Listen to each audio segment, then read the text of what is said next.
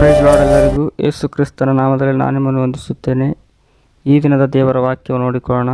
ಆದಿಕಾಂಡ 2ನೇ ಅಧ್ಯಾಯ 19 24 ಆತನು ಎಲ್ಲ ಭೂಜಂತುಗಳು ಆಕಾಶದ ಪಕ್ಷಿಗಳನ್ನು ಮಣ್ಣಿನಿಂದ ನಿರ್ಮಿಸಿ ಇವುಗಳಿಗೆ ಆ ಮನುಷ್ಯನು ಏನೇನು ಹೆಸರಿಡುವನು ನೋಡೋಣ ಎಂದು ಅವನ ಬಳಿಗೆ ಬರಮಾಡಿದನು. ಮನುಷ್ಯನು ಒಂದೊಂದು ಪ್ರಾಣಿಗೆ ಯಾವ ಹೆಸರಿಟ್ಟನೋ ಅದೇ ಹೆಸರಾಯಿತು. ಹೀಗೆ ಆ ಮನುಷ್ಯನು ಎಲ್ಲ ಪಶುಗಳಿಗೂ ಆಕಾಶದ ಪಕ್ಷಿಗಳಿಗೂ ಕಾಡು ಮೃಗಗಳಿಗೂ ಹೆಸರಿಟ್ಟನು. ಆದರೆ ಆ ಮನುಷ್ಯನಿಗೆ ಸರಿಬೀಳುವ ಸಹಕಾರಿ ಕಾಣಿಸಲಿಲ್ಲ.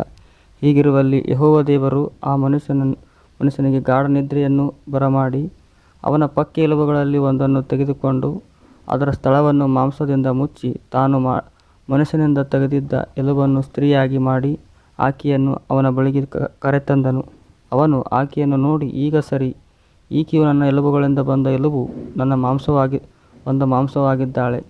ಈಕೆ ನರದಿಂದ ಉತ್ಪತ್ತಿಯಾದ ಕಾರಣ ನಾರಿ ಎನಿಸಿಕೊಳ್ಳುವಳು ಅಂದನು. ಈ ಕಾರಣದಿಂದ ಪುರುಷನು ತಂದೆ ತಾಯಿಗಳನ್ನು ಬಿಟ್ಟು ತನ್ನ ಹೆಂಡತಿಯನ್ನು ಸೇರಿಕೊಳ್ಳುವನು, ಅವರಿಬ್ಬರು ಒಂದೇ ಶರೀರವಾಗಿರುವರು.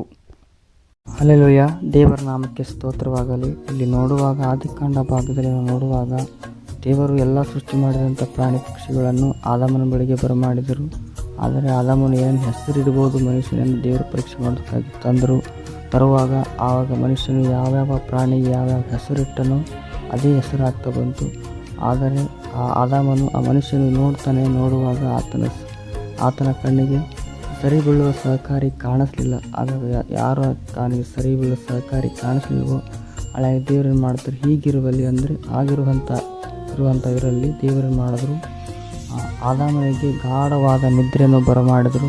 ನಿದ್ದೆ ಬರುವಂತೆ ಮಾಡಿ ಆತನ ಮಲಗಿದ್ದಾಗ ಆತನ ಪಕ್ಕಿ ಎಲುಬುಗಳಿಗೆ ಒಂದು ಎಲುಬನ್ನು ತೆಗೆದುಕೊಂಡು ಆ ಎಲ್ಲ ಮಾಂಸದಿಂದ ಅದನ್ನು ಮುಚ್ಚಿ ಆ ಎಲುಬನ್ನು ಏನು ಮಾಡಿದ್ರು, ಸ್ತ್ರೀಯಾಗಿ ಮಾಡಿದ್ರು. ಆ ಸ್ತ್ರೀಯನ್ನು ಆತನ ಬಳಿಗೆ ಕರೆತಂದಾಗ, ಈಗ ಸರಿ, ಈಕೆ ನನ್ನ ಎಲುಬಿನಿಂದ ಬಂದ ಎಲುಬು ನನ್ನ ಮಾಂಸವೂ ಆಗಿದ್ದಾಳೆ ಆತನು ಹೇಳ್ತಾನೆ. ಹೇಳುವಾಗ ಆದರೆ ಇಲ್ಲಿ ನೋಡೋದಾದರೆ ನಾವು ಆದಾಮನಿಗೆ ದೇವರು ಮಣ್ಣಿನಿಂದ ರೂಪಿಸಿದರು. ಆದರೆ ಈ ಸ್ತ್ರೀಗೆ ದೇವರು ಮಣ್ಣಿನಿಂದ ನಿರ್ಮಿಸಲಿಲ್ಲ.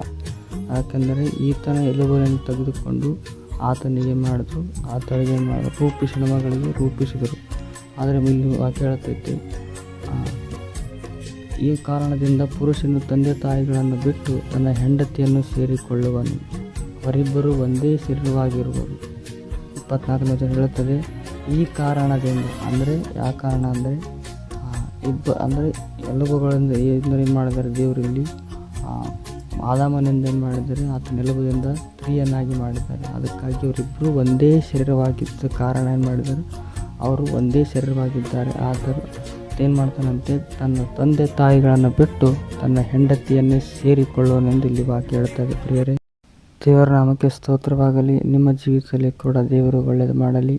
ನಾವು ಪ್ರಾರ್ಥನೆ ಮಾಡಿಕೊಳ್ಳೋಣ. ಭೂಮಿಯ ಆಕಾಶಗಳನ್ನು ಉಂಟು ಮಾಡಿ ನಮ್ಮನ್ನು ಉಂಟು ಮಾಡಿದ್ದಕ್ಕಾಗಿ ಸ್ತೋತ್ರ ಕರ್ತನೆ. ಸರ್ವಲೋಕವನ್ನು ನಮಗೆ ಕೊಟ್ಟಿದ್ದಕ್ಕಾಗಿ ನಿನಗೆ ಸ್ತೋತ್ರ ಸ್ವಾಮಿ ರಾಜ.